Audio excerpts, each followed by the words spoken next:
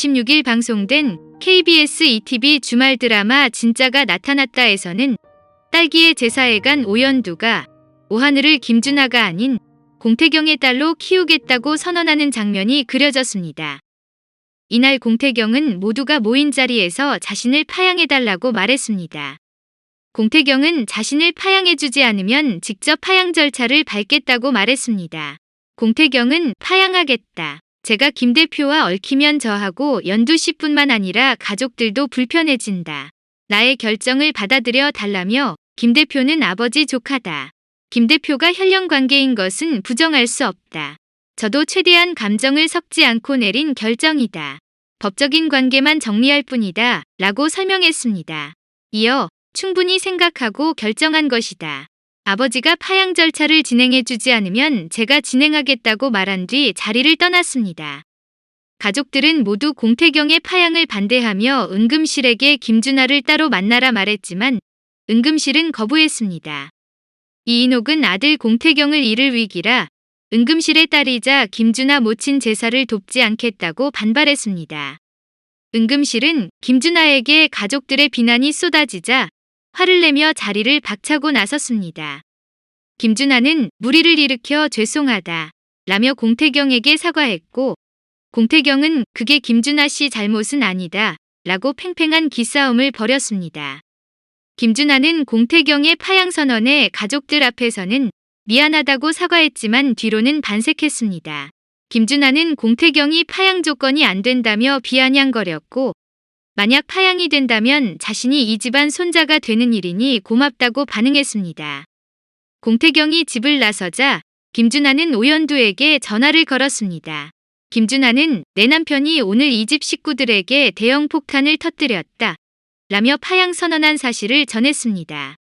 이를 알게 된 오연두는 공태경에게 태경 씨 가족이 하늘이가 다냐? 나머지 가족을 안 보고 살 자신 있냐? 라며 내가 태경 씨 가족도 없는 사람을 만들라고 만난 것이냐고 화를 냈습니다. 이에 공태경은 하늘이만 생각하자. 복잡하게 생각하지 말고 오직 이 아이만 생각하자. 내가 하늘이 아빠니까 라고 설득했습니다. 오연두는 김준하의 집을 찾아갔습니다. 오연두는 김준하에게 부탁이 있어서 왔다고 말하며 준하 씨가 떠나줘. 공태경 씨를 그 집에서 쫓아내야겠냐.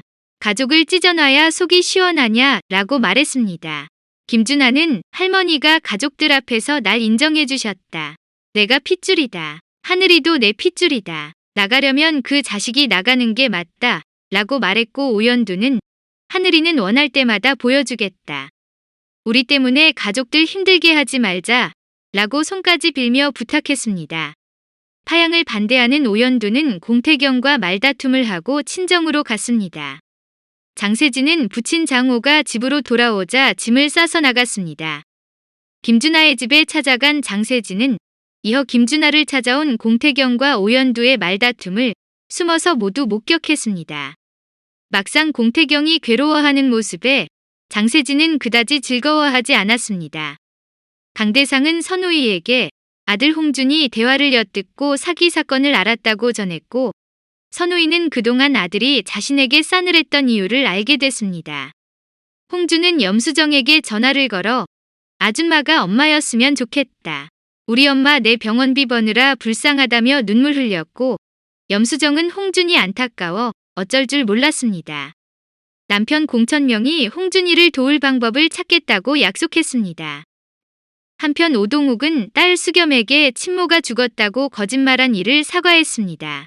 공찬식, 공천명, 공지명이 김준하를 만나 하늘이 문제를 어떻게 할 생각인지 묻자 김준하는 하늘이가 제 핏줄이라 강조했습니다. 공천명, 공지명은 김준하 누나와만 유전자 검사를 했다며 진짜 같은 핏줄인지 의심했습니다. 은금실은 공태경을 찾아 파양을 만류했습니다. 그러나 공태경은 할머니가 김준하 씨를 손자로 인정하신다는 말씀을 듣고 서운했다.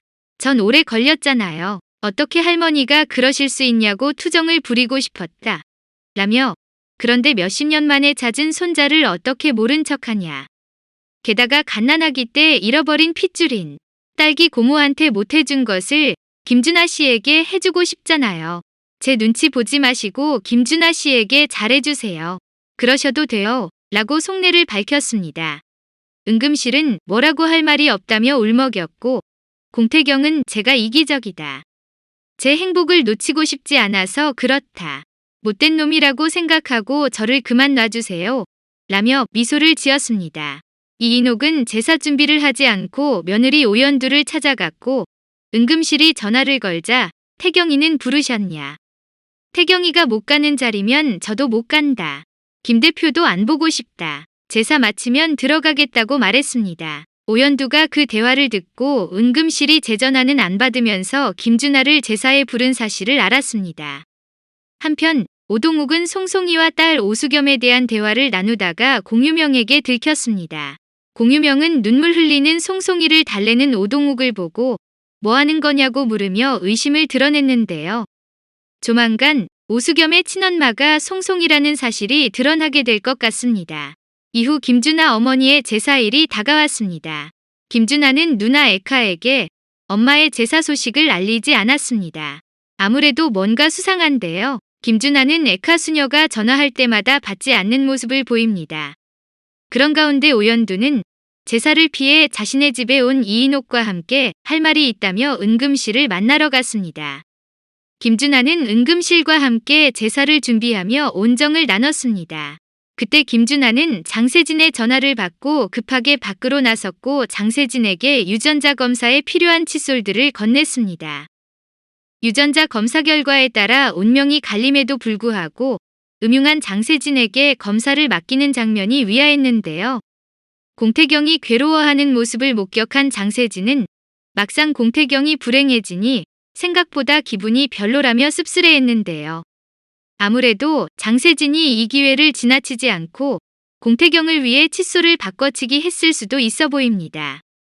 이후 제사가 시작되었고 김준하는 엄마, 지금이라도 할머니와 가족을 만나게 해줘서 고맙다 라고 말했습니다. 제사를 돕던 오연두는 딸기에게 절을 하며 저는 태경 씨 아내입니다. 저는 하늘이를 태경 씨 아이로 키우겠습니다. 라고 선언했습니다. 이 말을 들은 가족들 모두가 놀랍니다. 이에 김준하는 우리 엄마 앞에서 뭐 하는 짓이냐며 화냈고 오연두는 은금실에게 이 말씀을 드리려고 일부러 왔다. 할머니께 제 뜻을 확실히 알려드리고 싶었다고 말한 뒤 자리를 떠났습니다. 이어 오연두는 공태경에게 어제는 미안했다. 이제부터 태경 씨가 하자는 대로 하겠다. 우리가 같이 있을 수 있다면 무엇이든 하겠다고 했고 공태경은 우리 집을 떠나서 행복하게 살자고 답했습니다. 이후 김준하는 은금실에게 하늘이를 자신이 키우게 도와달라고 애원했습니다. 김준하는 은금실에게 하늘이는 제 아이다. 할머니만 제 편을 들어주시면 데려올 수 있다. 하늘이를 제 품에 안을 수 있게 도와달라며 뭐라도 해야겠다. 인지청구에서 할머니 손자도 되고 저것들에게 하늘이 입양 동의를 절대 안 할 것이라고 했습니다. 은금실은 이를 말렸지만 김준하는 수긍하지 않았습니다. 일방적으로 김준하 편에 설 수 없는 은금실은 심란해했습니다. 제사가 끝난 시각, 에카수녀는 은금실에게 전화하고 은금실은 바쁜데 어떻게 전화했냐고 물었습니다. 에카수녀는 출국 준비하느라 좀 바빴다고 말했고 은금실은 성당일이 아니고 라고 말하며 이상하게 여겼는데요. 이어 은금실은 오늘 엄마 제사인데 못 올 정도로 바빴냐. 준하에게 못 들었냐고 묻자 그런 말을 들은 적이 없는 에카수녀는 놀라며 이상하게 생각하다 아들었다 라고 얼버무렸습니다. 김준하가 엄마 제사 얘기를 하지 않은 것인데요. 에카가 엄마의 제사일이 언제인지 모르고 있다는 게 말이 되지 않습니다. 김준하가 에카 모르게 뭔가를 속이며 일을 꾸미고 있는 것 같은데요. 에카 수녀는 은금실과 통화 후 김준하에게 전화를 했지만 김준하는 전화를 받지 않았습니다. 그 시각 김준하는 유전자 검사 결과가 이메일로 전송되었다는 문자를 받고 서둘러 집으로 향했습니다. 메일을 열어본 김준하는 말도 안 된다며 은금실과 불일치 결과에 경악했습니다. 장세진이 칫솔을 바꿔치기 한 것인지 에카와 김준하가 친남매가 아닌 것인지 이후 공태경, 오연두, 김준하의 관계가 어떻게 될지 궁금증을 자아내고 있습니다.